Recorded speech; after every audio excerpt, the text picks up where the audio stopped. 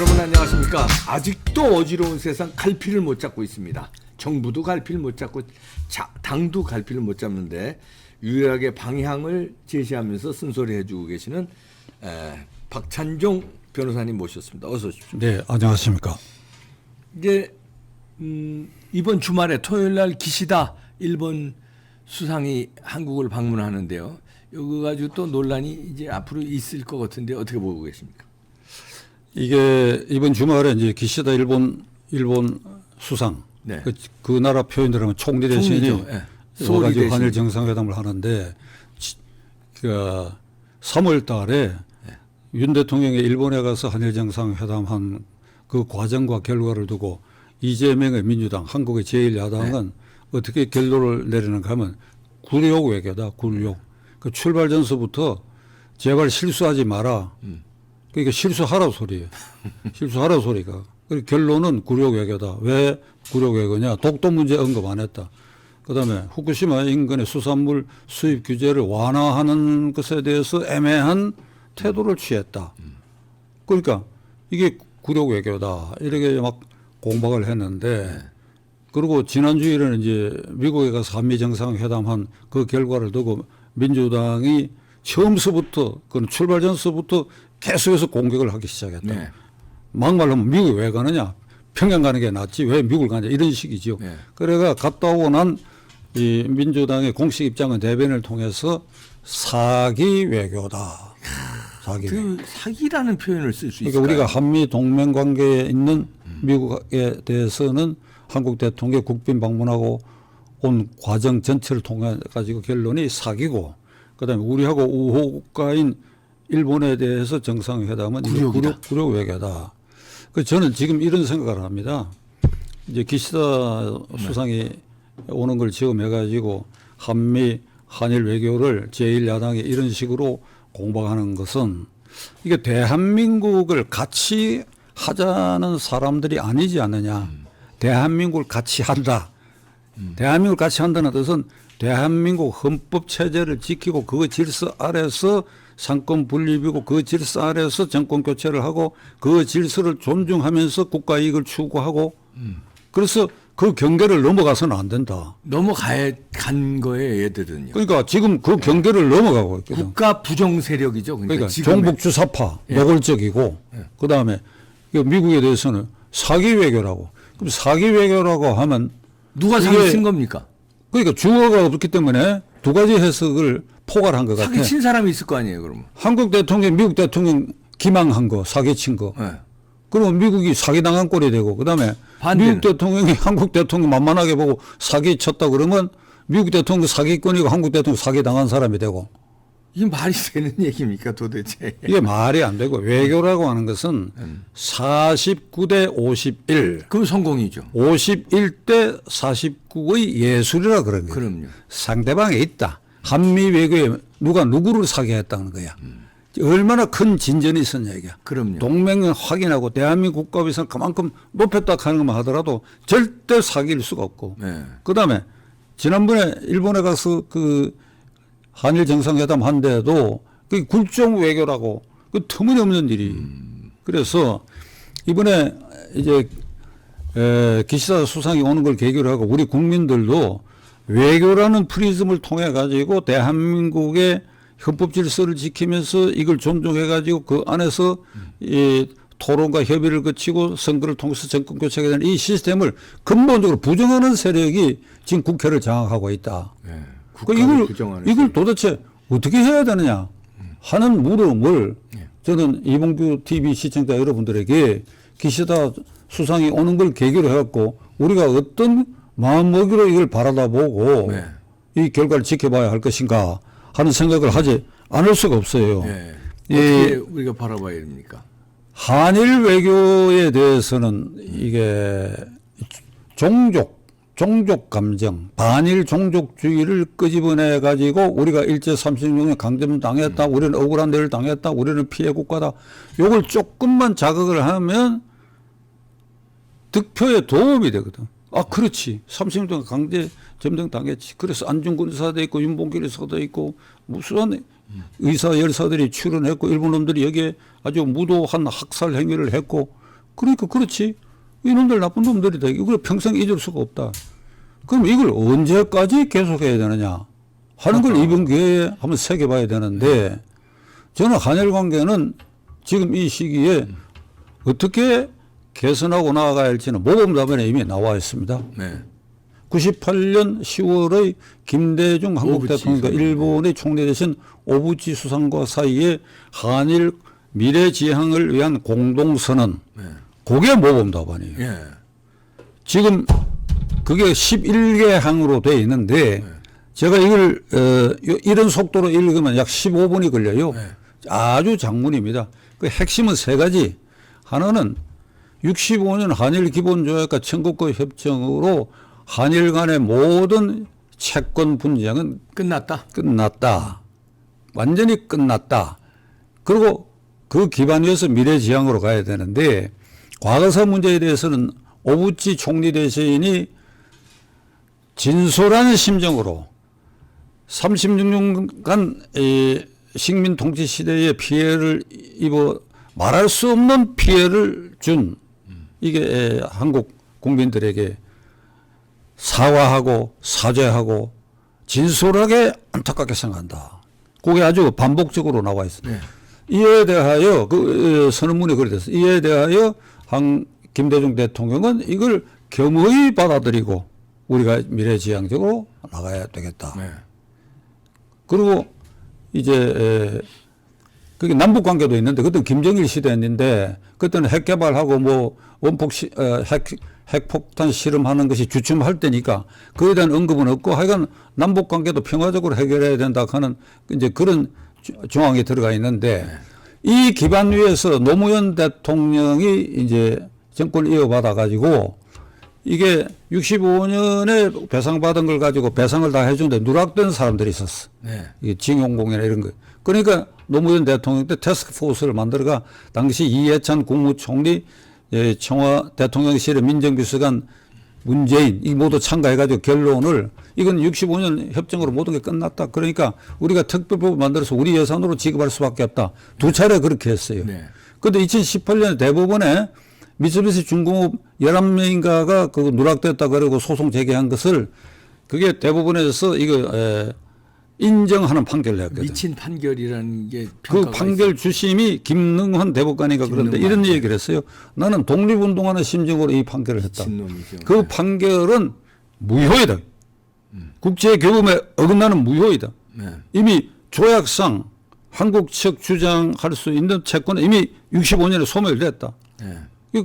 그런데 그걸 가지고 이제 윤석열 대통령이 이게 한일 정상회담 하러 가기 전에 이거를 한국과 일본의 관련 기업, 일제시대와 관련된 기업, 한국은 우리가 청구권 보상자금으로 받은 걸 투자해가지고 포항제철을 만들어서니까 예를 들면 포철이라든지 이런 데서 객출한 돈으로 그 판결 대상이 11명에게 갚아주는 방식. 그리고 일본은 애둘러 평화재단을 만들어가지고 그게 일본 기업이 그 평화재단에 예를 들면 헌금하는 이런 방법의 해결책을 냈는데 저는 그 해결책이 차라리 노무현 대통령 때처럼 다시 특별법 만들어가고 당당하게 해주는 게 낫고 네. 그걸 피하기 위해서는 지금 그걸 하려고 그러면 얼마나 또 저항을 하겠어요. 네. 이 이재명 민주당이 말이 되느냐 이걸 특별법 왜 하느냐 일본 사람들 일본 놈들한테 청구를 해야지 이렇게 또 나올 거 아니에요. 네. 그러니까 그 중간지대 결정을 했는데 이걸 가지고 이제 굴욕 해결하고 한다 이거야. 그때 아주 잘 결정한 거 아닙니까? 중간지대로. 그러니까 제가 보기에는 어쩔 수 없는 고육지책으로 고육지책으로서 합리적인 잘한 방법이다. 겁니다. 예. 합리적 방법이다. 이건 65년 결착된 걸 인정하고 김대중 오부치 선언을 존중하는 기반 위에서 합리적인 해결 그러게요. 그렇게 방법이다. 했는데.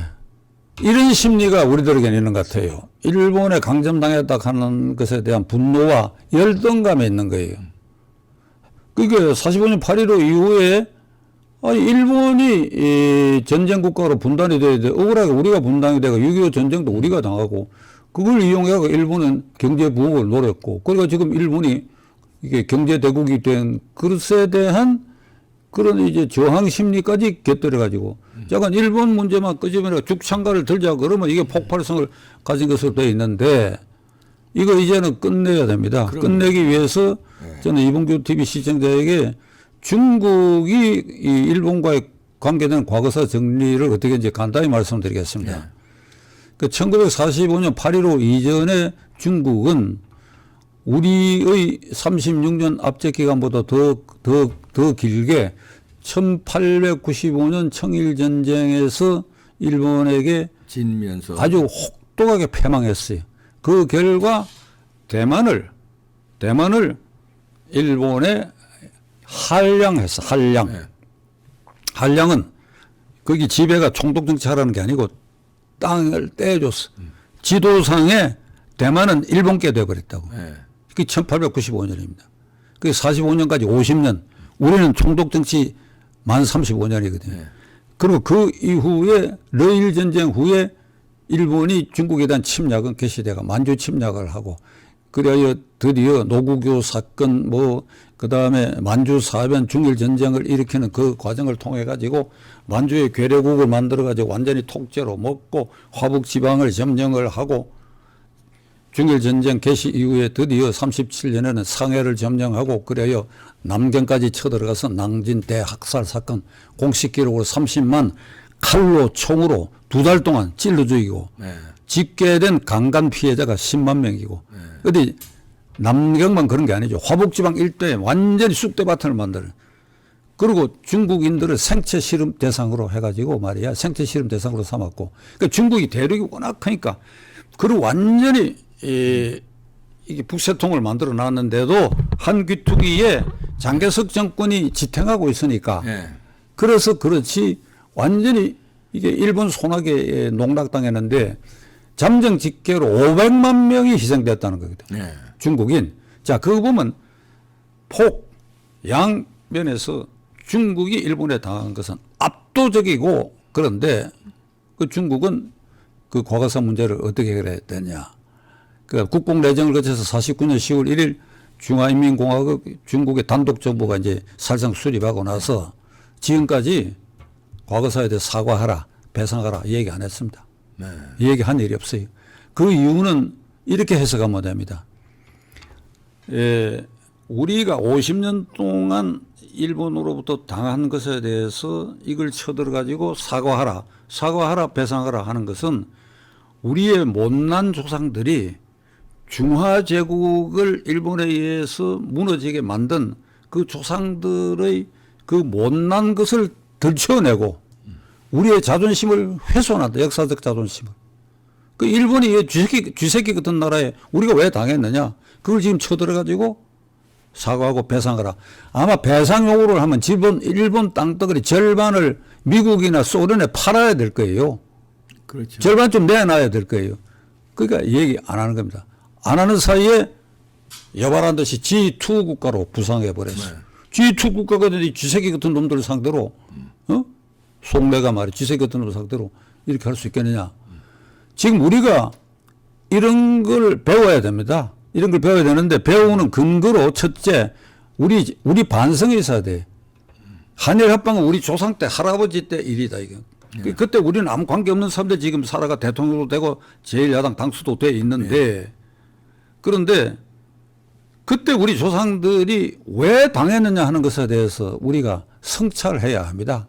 성찰의 자료로 중국의 1910년 신해혁명으로 청나라를 무너뜨리고 공화정으로 이양하는 과정에서 행동하는 지성인 역사학자요 교육관 양계초가 네. 쓴 조선 멸망론이라는 논문이 있어. 네. 그건 중국 사람이 눈으로 봤으니까. 어떻게 되느냐. 일본이 이 조선을 병탄한 게 아니고 조선이 스스로 무너졌다. 자멸했다.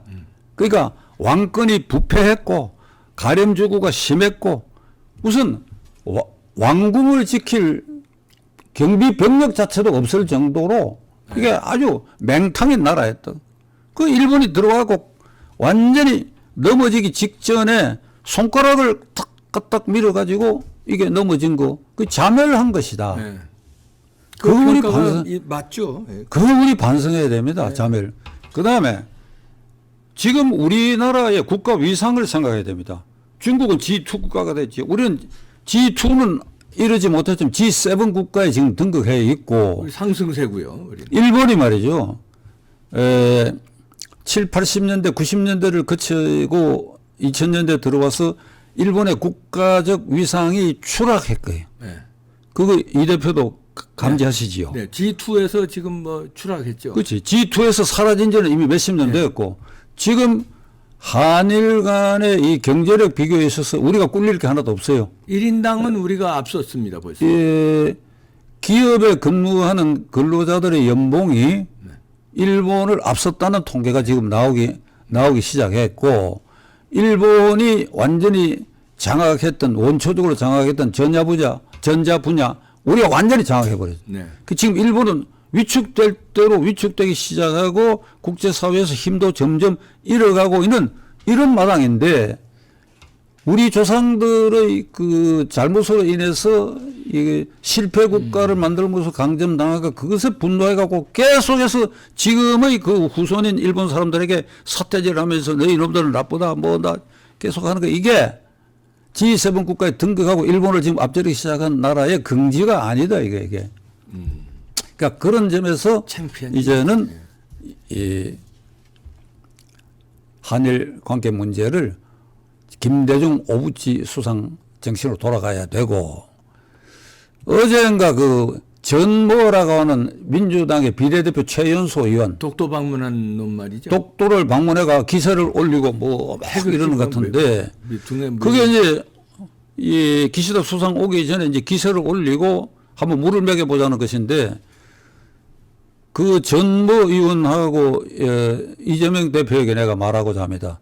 당신을 이번에 지금 이렇게 벼르고 있는데 간단하게 일본을 누르는 방법이 하나 있다. 내가 가르쳐 줄게. 그건 뭔가 하면 김대중 대통령과 오부치 수상 간의 그 기본 선언이 있고 난 그 다음 달, 그 다음 해 1월, 98년 10월이고 석 달 뒤 1월에 이게 한일어업협정이 새로 체결이 됐어요. 길게 설명 안 하겠습니다. 독도를 중간수역에 넣었어. 파라몬 꼴이죠. 그렇지. 독도를 우리 영토로 인정하다면 독도에서부터 동쪽으로 이 제도를 그어야 되는데 독도 서쪽에 울릉도에서부터 그어가 이걸 중간에 넣어놔 버렸어. 그러니까 민주당의 논리대로 하면 독도를 팔아먹었다. 한일 정상회담이 있을 때는 의제가 안 올랐다 하더라도 떡본 김에 제사 지낸다고 일본 수상을 강박해갖고 독도 문제 어떻게 생각하느냐 망언을 그만두라 이렇게 안 했다. 지금 이 얘기거든. 간단하게 한방 해결하는 방법은 이게 한일어협정이 김대중 대통령 때 체결됐다.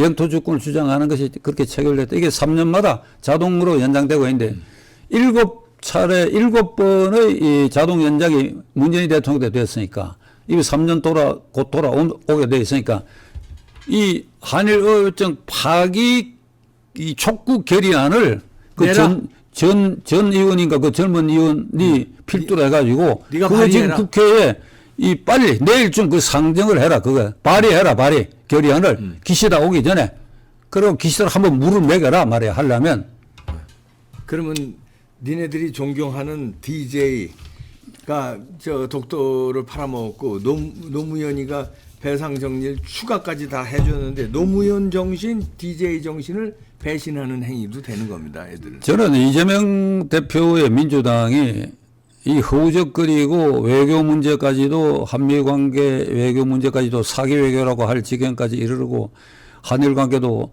파탄에 이르게 하려고 하는 거 이게 결국 궁극적으로 딱 한 가지 이유 때문이라고 생각합니다.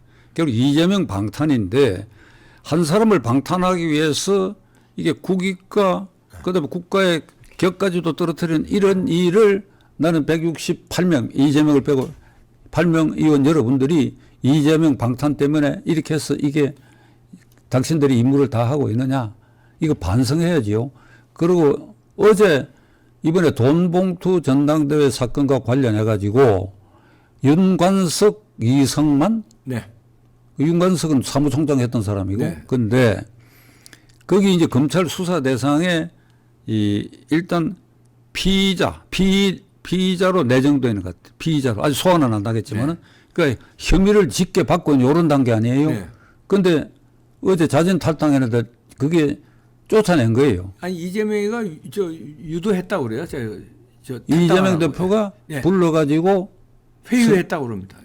회의에다 가는 게 떠미는 거지. 그러니까. 떠미는 거죠. 예. 그러니까 출당시킨 거예요. 출당시킨 거나 그러니까 마찬가지. 오늘 아침 뉴스로 보니까 민주당 안에서도 아니 이재명은 뭐 지금 어떻게 돼야 되냐 이게 재판 2건 받고 있고 또 수사 대상인데 그럼 이재명 자신은 스스로 물러서야 되는 거 아니냐. 그러니까 이게 앞뒤가 맞지 않고 말이야. 이게 민주당을 누더기로 만들어 놓고 그 누더기 위에 이 미국과의 관계의 외교는 사기 외교다. 일본하고는 덮어놓고 굴종 외교다. 이렇게 덮어 씌우고 있거든요. 이번에 여담으로 한마디 더 하겠습니다. 예. 예, 윤석열 대통령이 미국 이외의 상하 양원 합동의 연설 그거는 연설 내용, 태도, 뭐 영어의 뭐 수준 이게 다 일품인데 그 연설 중에 한국 기업이 미국 곳곳에 투자하는 사례를 들 때에 이게 텍사스 오스틴에 삼성인가 거기 투자를 했다 이러니까 거기 의석에서 여기요 하고 손 들면서 나온 사람이 오소포 상원의원입니다. 오소포 상원의원.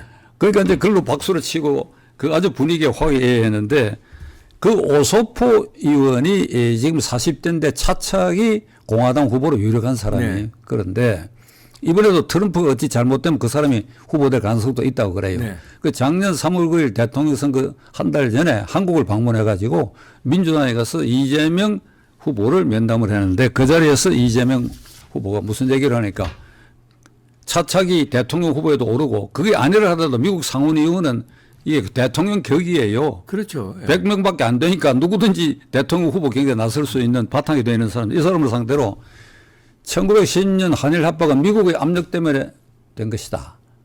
카스라 테프트의 미락 때문에 된 것이다. 이렇게 얘기를 한 걸 듣고 제가 진짜. 요 얘기를 여기 이제 마지막 부분이니까 뭐 이봉규 TV 시청자 여러분 들어주시면 고맙겠습니다. 그때 제가 앉은 자리에서 책상을 쳤다고. 야, 이거 진짜 대통령 후보는 이 국가가 시행하는 시험을 쳐야 되겠구나. 네.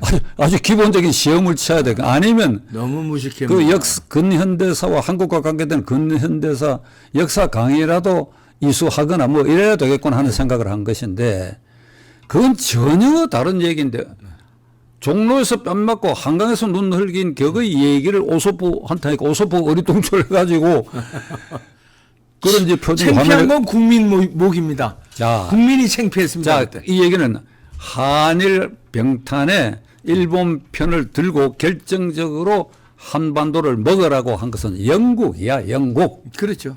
자, 요거 잠깐 설명을 하면 1812년에 나폴레옹이 이제 러시아를 침략해 패배한 이후에 1812년부터 영국과 러시아가 세계 제패 경쟁을 했어. 이걸 그레이트 게임이라 그래. 그레이트. 이게 한반도 주변에서 1905년 러일 전쟁 때까지 거의 90여 년을 그레이트 게임으로 시종한 거예요. 해안선을 따라서는 영국이, 육지로는 동쪽으로 러시아가 장악해가지고 영국의 목표는 러시아가 태평양으로 내려오는 바닷길을 막는 게 목표야. 바닷길. 그러니까 일본을 응원했어. 영국이 차관도 대주고 군함도 만들어주고 이래가지고 러일 전쟁에서 한판 승부로 이제 러시아를 패퇴시켰다. 이거. 그러니까 그 보너스로 이게 태평양 사이에 한반도를 러시아가 이겼으면 먹었을 텐데 이거 일본이 막아줬. 그러니까 그 보너스가 이거 한반도 그건 자연스럽게 한반도 너가 차지해라 이렇게 된 거예요. 영국과 그게. 일본에. 그러니까 그 러일 전쟁에 정보 뭐 아카시라고 하는 헌병상으로 왔던 사람이 러시아에 주둔하면서 그냥 이게 볼셰비키 일당들에게도 그냥 자금을 대줘 가지고 그러니까 니콜라이 2세 정권을 흔들고 그래 러일 전쟁에서 러시아의 정부를 전부 빼가 일본에 주고 이게 다 나와 있어요.